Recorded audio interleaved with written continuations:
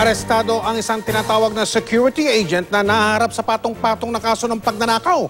Pero hinihinalang marakilin ang kinalaman ng suspect na yan sa kaso ng pagpatay ng isang sinasabing casino financier. Nakatutok si Emil Sumangil. Eksklusibo.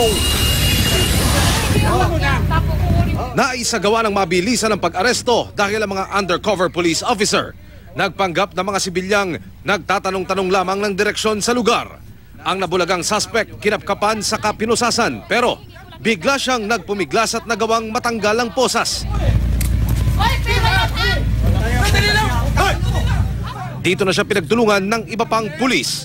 Ito ang aktual na operasyon ng CIDG, Southern Investigation and Detection Team ng kanilang dakpin si Edsel Lopez.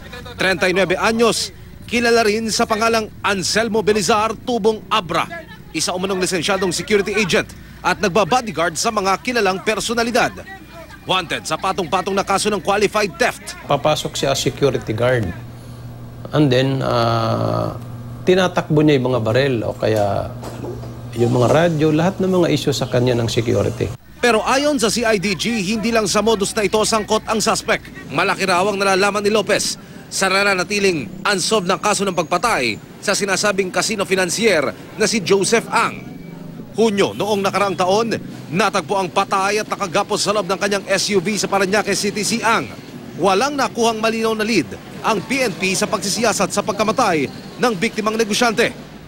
Ayon sa CIDG, ang nadakip na si Lopez ay bodyguard ng pinaslang na si Ang. After na namatay si Mr. Ang, nagbigla siyang nawala.